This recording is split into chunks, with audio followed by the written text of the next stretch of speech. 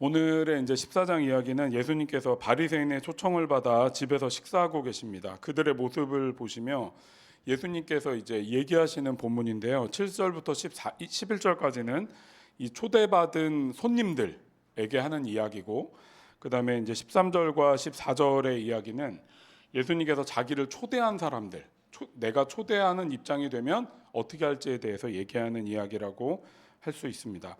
핵심은 뭐 너무 쉬우니까 다 아실 겁니다. 초청을 받으면 윗자리에 가서 앉지 말고 낮은 자리에 가서 앉으라는 거예요. 너가 적당한 자리에 앉으면 다행인데, 만약에 너의 지위보다 높은 데 앉았다가 왜 거기 앉아 계세요? 당신 자리 거기 아닌데요? 이러고 내려오라 그러면 창피를 당할 거니까 그렇게 하지 말라는 이야기입니다. 이 말씀은 실제로 잠언에도 나오는 이야기와 연속되어 있습니다. 잠언 25장 6절인데요. 제가 잠깐 읽어볼게요. 왕 앞에서 스스로 높은 채 하지 말며 높은 사람의 자리에 끼어들지 말아라. 너의 눈앞에 있는 높은 관리들 앞에 저리로 내려가라 는 말을 듣는 것보다 이리로 올라오라는 말을 듣는 게 더 낫기 때문이다. 잠언의 저자가 말하는 건 주인의 관심을 끌려고 노력하는 것보다 주인이 누군가를 부르게 해라, 뭐 이런 이야기입니다. 그러니까 이건 일반적인 지혜죠. 그러나 예수님이 이제 그것들을 본따서 오늘 이야기를 조금 설명한다고 할 수 있습니다. 예수님 당시의 고대 사회는 체면과 자기 지위가 되게 중요했습니다. 사실 우리는요, 지금 신분 계급이 다 없어진 사회를 살고 있기 때문에 체면 이런 것들의 우리도 체면 문화긴 하지만 체면 문화가 많이 없어지긴 했어요. 아직도 우리가 존대어가 있잖아요. 제가 선교를 그래도 한 13개국 이상을 여행도 다니고 뭐 선교도 가봤는데 존대하는 그 어구가 있는 나라가 별로 없어요. 이 언어에 존댓말이라는 게 들어간 나라가 그렇게 많지 않습니다. 근데 우리나라나 유대 민족이나 사실은 되게 체면 문화가 강한 곳이기 때문에 어디 앉는가 이런 건 되게 중요할 수 있죠. 지금도 우리도 약간 그렇잖아요. 내가 어디 모임에 갔을 때 요즘에 또 부끄러움이 더 많아져 그런지 모르지만 내 자리가 있는 게 되게 중요하지 않습니까? 거기 내가 앉을 자리가 있는가? 내가 갈 만한 데인가?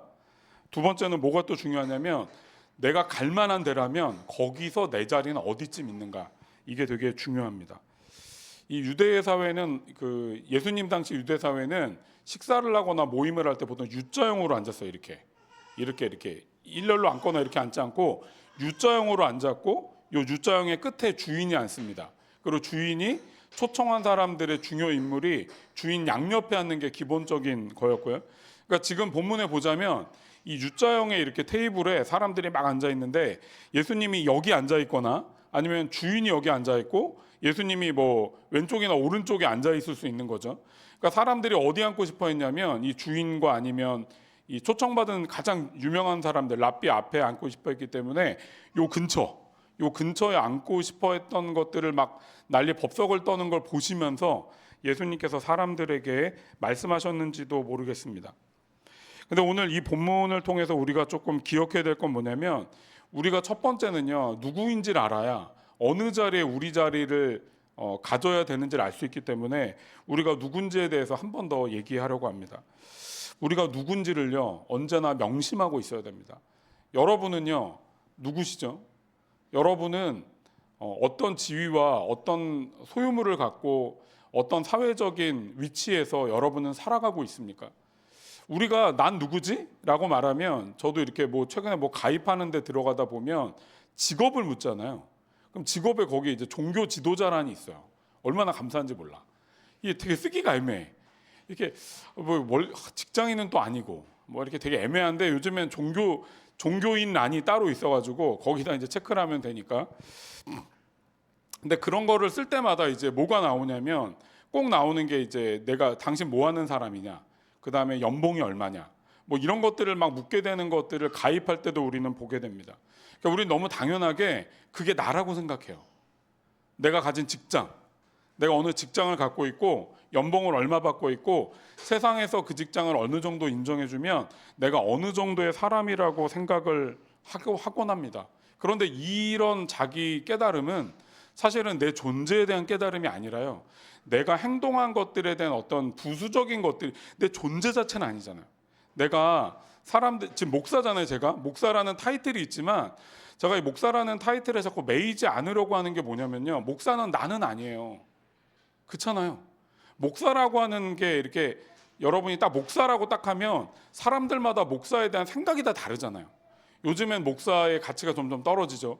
뉴스 볼 때마다 정말 목사님들이 왜 정말 목사 안 하면 좋겠어. 그냥 뭐 이렇게 스님이라든가 뭐 다른 거 했으면 좋겠는데 목사님들이 이렇게 나가서 정치적으로 되게 이렇게 극단적인 행동을 할 때마다 되게 부끄러운데, 여러분에게도 목사라는 생각들이 다 있지 않습니까? 그런데 여러분이 생각하는 그 목사가 저는 아니에요. 무슨 말인지 이해되시나요? 목사라는 것들의 이 추상적인 이 단어가 여러분의 경험을 쌓여가지고 목사란 어떤 개념을 여러분이 각각 만들고 있잖아요. 근데 그건 나는 아니에요. 심지어 제가 생각하는 목사도 나는 아니에요. 왜? 내가 생각하는 목사의 이상적인 향을 따라갈 수도 있지만 나는 목사의 타이틀을 가졌잖아요. 제가 장신대를 3년에서 나와 졸업을 했고 목사 고시를 감사하게 한 번에 붙었어요. 너무 감사해. 두 번에 붙으면 쪽팔릴 뻔했는데 한 번에 붙어서 너무 감사해. 어쨌든 목사가 됐어요. 그리고 나서 무난하게 목사가 돼서 부목사 사역도 하고 이래서 목사가 돼서 목사 라이센스를 받았잖아요. 그런데 그거 자체는 나는 아니에요. 그 라이센스를 받고 이상적인 나로 살아가지 않고 내 마음대로 하나님의 뜻과 상관없이 살 수도 있기 때문에 이 목사라는 타이틀은 나는 아니야. 그럼 난 누구예요? 저는 언제나 하나님 앞에 서 있는 한 사람. 하나님이 보는 그 나, 지금의 나, 이게 나예요.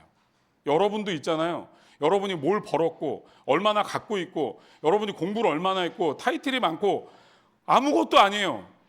왜냐하면 그런 거는 사람들의 그냥 추상적인 관념에 있는 거잖아요.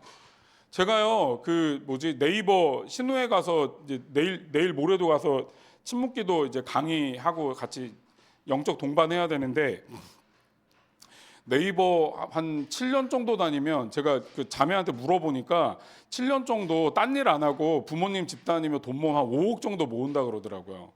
와, 네이버 다니면 공부 되게 잘했겠다. 진짜 운이 좋았겠다.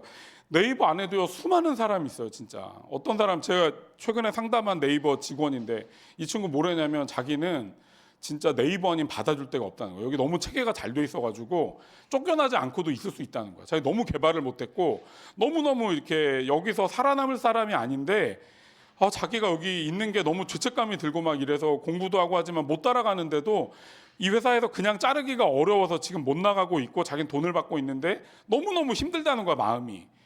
밖에서 보기에 네이버 직원은 공부를 되게 잘했고 하여튼 개발을 엄청 잘해가지고 들어간 것 같은데 거기 안에 있는 사람은요 네이버 직원이라는 그게 그 사람이 아니에요.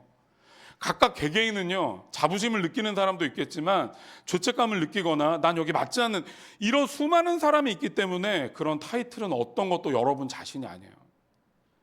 여러분이 무슨 공부를 하든 교회를 뭐 얼마나 나중에 목사가 되든 상관없이, 여기 목사가 될 가능성 가장 많은 우리 신승철 우리 목사님들 가능성이 높으신데 이분이 대표시잖아요.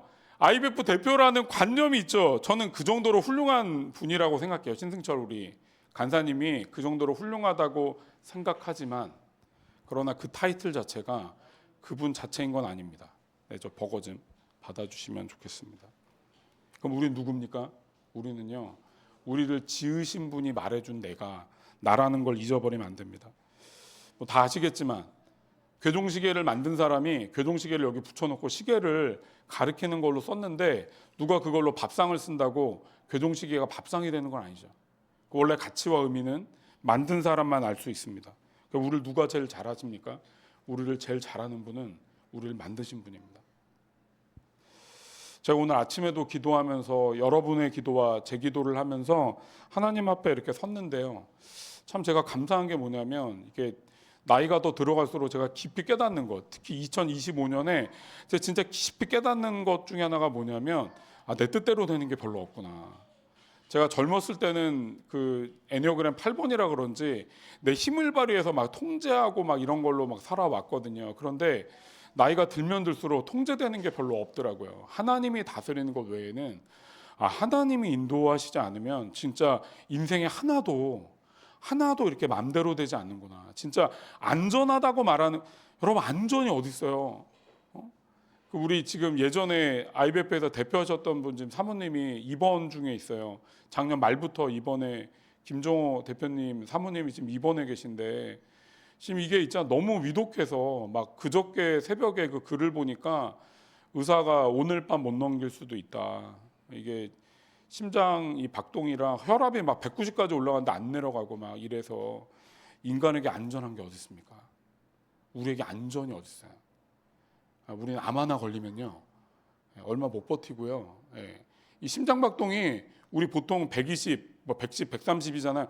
190까지 올라가서 안 내려오면요 약을 아무리 투여해도 안 내려오면 죽음에 관해서 얘기할 수밖에 없는 존재인 거죠.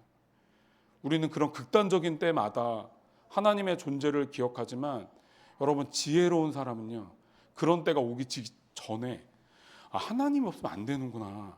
이걸 깨닫는 것이 진짜 지혜라는 것. 이 잠언이 얘기하잖아요. 하나님 아는 게 지혜야. 왜? 우리가 할 수 있는 게 별로 없어요. 할 수 있는 게 별로 없어요. 성경이 그걸 말하고 있습니다. 저는 지난주에 그 김익환 목사님네 교회에 가서 그 누가복음 1장 제가 지난번에 얘기했던 마리아의 이야기 기억나시죠? 마리아가 이렇게 말하지 않습니까? 그 얘기를 듣고 은혜를 입은 자여 주께서 너와 함께 하신다고 얘기한 그 이야기를 듣고 마리아가 누가복음 1장 38절에 얘기하잖아요. 저는 주의 여종입니다. 주의 말씀대로 내게 이루어질 것입니다. 저는 이 고백이야말로 마리아가 자기가 누구인지를 알았기 때문에 이 말도 안 되는 상황 앞에 하나님 앞에 자기를 맡길 수 있었다. 이렇게 이야기했습니다. 우리가 나아갈 길은요 우리가 누군지를 기억해야 됩니다. 근데 누군지를 기억하려면요 하나님 앞에 서는 것 외에는 방법이 없어요. 왜 이 종교 지도자들이 자꾸 정신을 못 차리는 걸까요? 이들이요 하나님 앞에 서지 않았기 때문에 그래요. 제가 이게 너무 무서워요. 여러분 제가 설교를 하고요 기도 세미나를 다니고요 집회를 한다고요 제가 괜찮다고 생각하시면 안 돼요. 제가 언제나 하나님 앞에 서는 건 설교할 때가 아니에요. 여러분 이때 뭘 쓰겠어요? 제가 영향력을 주려고만 노력하지 이때는 하나님 앞에 서기가 아주 쉽진 않아요. 제가 하나님 앞에 설 때는요 매일 새벽마다 일어나서 말씀으로 말씀 기도하고 있잖아요. 이 말씀에서 주님이 나한테 뭘 얘기하시지? 이걸 돌아볼 때입니다. 사랑하는 여러분 주님 앞에 서야 됩니다. 그걸 서지 않으면요 종교 지도자들이 말씀을 아무리 많이 읽고 그 말씀과 연관된 율법을 아무리 많이 만들어도 있잖아요. 하나님의 사람은 아니에요. 제가 아까 기도 때도 강의 때도 몇 번 얘기했죠. 알터 크리스투스. 초대교회 성도들이 자기들을 고백했던 게 뭐냐면 알터 크리스투스 또 다른 예수로 살아가길 원한다. 근데 그 고백이 뭐였냐는 거예요. 그 고백이 그냥 입만 고백하고 마음대로 살아가는 게 아니라 내 생명이 하나님께 있다는 걸 고백하고 믿는 사람으로 살아가 핍박받고 고난받았다는 걸 말하는 거잖아요. 우리가 누구인지를 알아야 우리의 자리가 보이기 시작합니다. 오늘 본문에서 11절은 이렇게 말합니다. 누구든지 자기를 높이면 낮아질 것이요 자기를 낮추면 높아질 것이다. 저는 이 말씀이 되게 중요하다고 보는데요. 이 본문에서요 전부 다 능동태거든요. 왜냐하면 자기가 자리를 앉는 거잖아요. 너희가 자리를 앉을 때 너희가 높은 데 가서 앉을 때 너희가 낮은 데 가서 앉을 때 전부 능동태입니다. 근데 이 본문에 수동태 동사가 하나 나오는 게 11절이에요. 우리가 누군지를 깨닫고 그거에 대한 선택을 하잖아요. 그럼 그 선택에 따라서 우리를 높여주고 낮추시는 분이 있다는 게 오늘 본문의 이야기예요.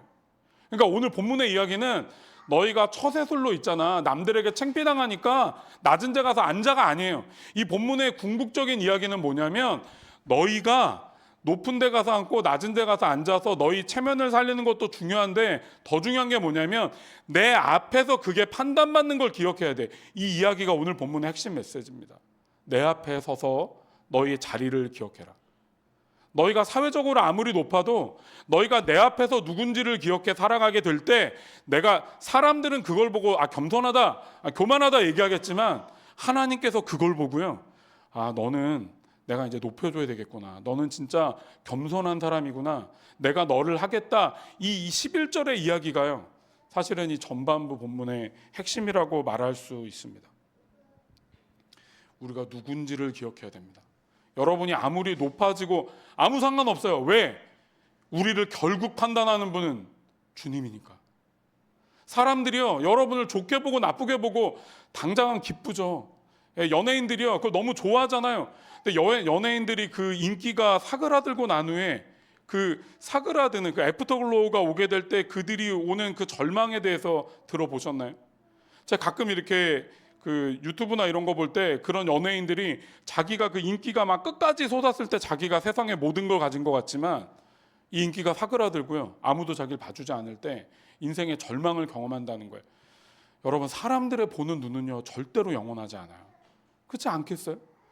예, 내 관심사도 바뀌잖아요. 우리 딸들이 좋아하는 연예인들이 계속 바뀌어요. 옛날엔 블랙핑크 되게 좋아했거든요. 블랙핑크 사진과 막 앨범이 막 집에 선물로 뭐 사줄까? 블랙핑크 앨범. 제가 얘기했죠. 이 앨범을 하나가 아니라 막 몇 장을 사달래. 왜? 거기 뭐 사진 들어있다고. 근데 이제 BTS로 바뀌었어요. 요즘에는 이제 별로 관심이 없어. 저희 이제 또 애들이 또 관심이 바뀌었어요. 이런 것처럼 관심은 바뀌는 거예요. 여러분들이 인기가 많고 안 많고는요, 그 순간적인 것들을 누리려고 했다간 금방 그것들이 없어져 절망하게 됩니다. 우리가 누구인지를 알아. 어떻게 행동하는가는 영원히 나를 계속 보시고 내 앞에서 내가 누구인지를 말씀하시는 그분 앞에 서라고 오늘 본문의 주님은 말씀하십니다. 그래서 저는요, 제가 이제 요즘에 깨닫습니다. 요즘에 어떤 이제 뭐 주례를 하거나 어디 가서 이제 설교를 할 때 일찍 갑니다. 우선 일찍 가요. 이렇게 오늘 본문에 제가 이거 자료 찾다가 보게 됐는데 유대인들의 높은 사람들은요 일부러 늦게 왔다는 거예요. 자기 자리만 남아 있잖아. 거기 가서 늦게 앉으면 간지 나잖아. 이 간지를 위해서 그렇게 했다는 거야. 그러니까 주님이 그걸 보고 뭐라고 하셨겠어요? 참 정말 알량한 지혜를 가지고 까부는구나. 제가 그래서 있잖아요. 어느 모임에 가면 가능한 빨리 갑니다. 저 예전에 그거 몰랐어요. 시간 맞춰 갔는데 요즘에 가능한 30분 전에 가요. 주례 가도 미리 가. 주례 미리 가는 게 되게 귀찮아요. 왜냐하면 이게 미리 가면 할 게 되게 많아. 막 와서 막 서봐야 되고, 제 키 작으니까 막 다 놀려드릴까요? 그냥 할게요. 막 되게 귀찮아. 막 이러 물어보고 뭐 이렇게 막 여기 뭐 장갑 끼실래요? 뭐 꽃 다실래요? 되게 안 하고 싶은데 막 뭘 하라 그러고, 뭐 막 안내자가 와서 오늘 뭐 축도는 이런 식으로 해주시고 시간은 귀찮아서 일찍 안 가려고 하는데, 보니까 하나님 앞에 서려면 내 하나님 앞에서 하는 거라면 겸손해야 되겠더라고요. 가능한 낮은 자리가 별로 없지만 가능한 이렇게 막 멋진 자리 안. 제가 그래서 참 이렇게 어느 교회 가 보면 그 큰 교회들은 다 뒤에 의자가 있어, 아세요? 그래서 이렇게 찬양하고 있을 때 뒤에 앉아 있어야 돼. 그 예배 인도자와 설교 목사자가 앉아 있어야 돼. 그거 진짜 환장합니다. 환장해요. 정말 이렇게 무릎 딱 붙이고 손 무릎에 올려놓고 되게 찬송가 열심히 불러야 돼. 왜냐면 성도들 중에 얼굴 보고 또 약간 시험 들면 안 되잖아. 저 목사님 왜 오늘 찬양 안 부르네? 이러면 안 되니까. 그럼 너무 귀찮아. 거기 안 앉고 싶고 저 구석탱이 앉았다가 설교할 때 올라가다 설교 내려가고 싶은데 그렇게 안 해줍니다. 우리가 정신을 차려야 됩니다. 여러분의 옆에 사람들이 여러분을 어떻게 보는가 보다 하나님 앞에 여러분이 누군가로 살아가는 것이 우리에게 더 중요하다는 걸 다시 한번 기억하며 나아가면 좋겠습니다. 이어서 12절과 14절에 주님은 당신을 초대한 사람들에게 이야기하십니다. 뭐 다 아는 얘기니까 형제나 친척, 부유한 이웃을 부르지 말라고 하십니다. 그러면서 왜냐면 그들이 다시 너희를 초대해서 너희 은혜를 베풀게 되면 너희가 베푼 은혜가 없어진다는 얘기예요. 그래서 잔치를 베풀 때 누구를 초대하냐? 첫 번째 가난한 사람, 두 번째 지체에 장애가 있는 사람, 세 번째 다리 저는 사람, 네 번째 눈먼 사람, 이런 사람들 불러서 잔치를 벌이라는 거야. 왜? 그러면 너희한테 복이 있을 거니까. 그러니까 예수님께서 자기 초대한 사람한테 뭐라 그래요? 나 같은 랍비 부르지 말고 정말 가난하고 힘든 너희가 잘 안 부른 사람 불러. 그래야 너희한테 복이 돼 라고 얘기하시는 거죠.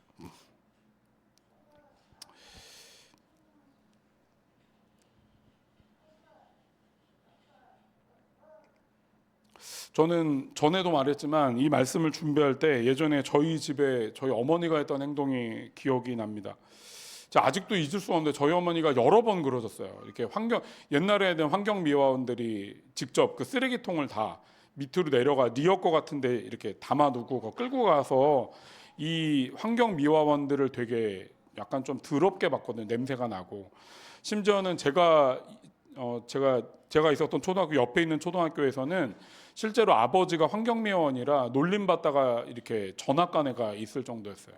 그럼 안 되는데 아이들이 현재나 과거나 참 그런 친구들이 있는 거죠. 그런데 이 환경미화원들이 저희 집은 또 이렇게 약간 계단을 올라가는 데 살고 있었거든요. 그러니까 이 환경미화원 분이 계단을 올라와서 쓰레기통을 들고 내려가야 돼. 그때는 그런 생각을 못했어요. 근데 저희 어머니가 그분들을 보시고 가끔씩 몇 달에 한 번씩은 집으로 오시라고 해서 밥 드셨냐고 물어보고 음료수를 주시거나, 아직도 기억이 나는데 국을 끓여서 있잖아요. 새로 끓여서 밥과 함께 이렇게 주시면서 식사하고 가시라고. 이 밥을 대접하신 기억이 제 머리에 납니다. 초등학교 저학년 때였어요. 너무 짜증나서 그때. 이 냄새 나는 사람을 우리 집에 들여와서 나 저 끝나고 나면 또 닦아야 되는데 우리 엄마 왜 저래? 라고 생각했는데요. 제가 이제 꽤 오래 지났잖아요. 초등학교 저학년 때니까 10살 이 정도 때였을 거 아니에요. 40년을 넣었는데 40년이 지나 보니까 우리 어머니가 복을 받았던 이유가 이런 거 아닐까? 이 생각이 들어요. 우리 어머니는요, 진짜 그런 일을 많이 하셨어요. 우리 어머니가 아직도 고집이 많고 이렇게 우파 집회 막 거기 그렇게 함부로 말하면 안 된다. 그 전 XX 목사 그분이 그래도 기도 많이 하는 분이야. 이럴 때마다 속이 터져 나가지만 그럼에도 저희 어머니가요, 저희 동네 근처에 너무 못 사는 집 있으면요, 쌀집에 연락해서요 얘기하지 말라 그러고 거기에 쌀 막 가마니로 갖다 주시고 그렇게 하셨어요. 왜 그랬을까? 저희 어머니한테 제가 나중에 어머니 참 그런 모습을 내가 어렸을 때 봤을 때 이해 못했는데 내가 나중에 크고 나니까 어머니 그런 모습 때문에 어머니가 복 받은 것 같다고 얘기하셨는데 제가 어머님을 아직도 잊을 수 없어요. 자기는 사실은 그냥 극률함이 많아 했는데 자기 어느 날 기도할 때 하나님께 깨달음이 왔다는 거예요. 내가 남들에게 베풀었던 것보다 10배 이상 언제나 받았다는 거예요. 당신은. 자기는 뭐 이렇게 그런 걸 아까워하거나 뭐 그걸 받으려고 한 적도 없지만 하나님께서 그걸 한 번도 그냥 헛두루 보신 적이 없어서 자기는 그거 하는 게 아깝거나 그러지 않다고. 제가 억울한 거 얘기 드리면 되게 많거든요. 저희 집에 컴퓨터가 없어. 컴퓨터 사달라고 계속 졸랐는데 인도에서 선교사님 오셨다고 컴퓨터 필요하다고 컴퓨터 3대를 빚내가지고 거기 세대 막 300만 원인가 350만 원 보낸 거야. 우리 엄마 맞냐고. 내가 막 우리 엄마 맞냐고 막 내가 얼마나 뭐라 그랬는지 몰라. 심지어 제가 대학원 갈 때도 내 이거 억울함이 막 올라오는데 너 대학원 보낼 필요는 없다고 얘기하시면서 저희 IBF 선배 등록금 없는 분 등록금 내주셨어요. 그런데 그런 삶이 있잖아요. 제가 돌아보고 났는데 이 본문을 갖고 기도하는 데 있잖아요. 저희 어머니가 그렇게 사셨던 거예요. 저는 그렇게 못 살았어요. 저는 그렇게 살기에는 너무 이기적이고 막 고집이 많아 욕심이 많아서 전 그런 사람은 전혀 아니었어요. 근데 제가 어머니 삶을 보면서 배운 게 있어요. 하나님의 말씀은요 땅에 떨어지지 않아요. 땅에 떨어지지 않아요. 저희 어머니가 이렇게 저희 어머니 이번에도 뵙고 왔는데요. 저희 어머니가 이번에도 뵙고 왔는데 어머니 다니는 교회, 그 교회에 나이 많은 분들 이번 설날에도 또 이렇게 10만 원씩 손에 져주고 왔다. 저는 그런 거 제가 이 철이 든 이후로 한 번도 아까운 적 없어요. 뭐 그건 내 돈도 아니니까 아까울 필요도 없지만 왜냐하면 하나님께서 그걸 보시고 어머니 삶을 인도하셨기 때문입니다.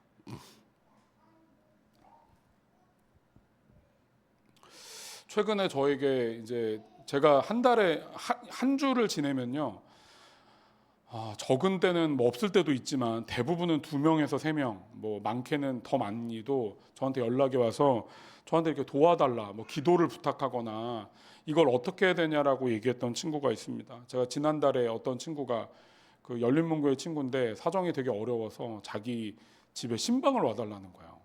인천인데 솔직히 말해 별로 가고 싶진 않았어요. 그런데 이제 사정이 너무 딱해서 가야 되겠다 마음을 먹었는데 이제 물어봤어요. 너희 교회 목사님께 물어봤냐 그랬더니 목사님이 별로 이렇게 안 좋아하시는.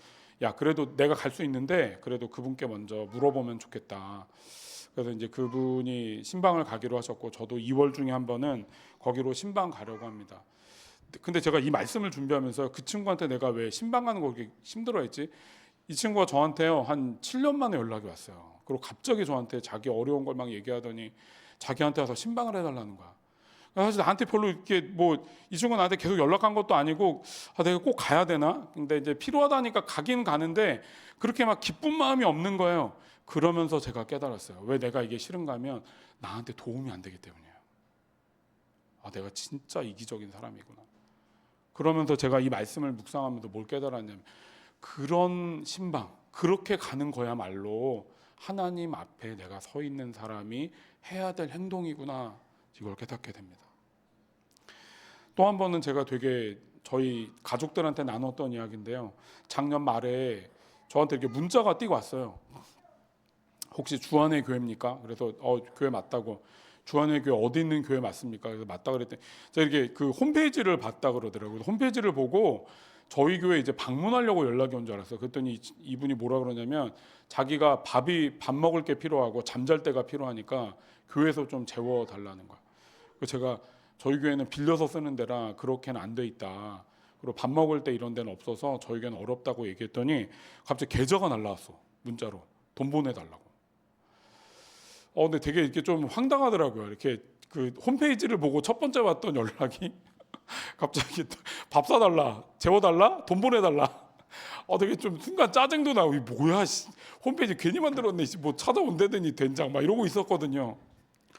근데 이제 막 그 이분이 갑자기 뭐 돈을 보내달라길래 제가 아니 뭐 사기꾼도 많은데 어떻게 보내줘라고 생각하다가 제가 이제 그 큰 교회를 몇 군데 다녔죠. 큰 교회는요 그런 분들이 올 때 이렇게 주는 돈들을 준비해놔요.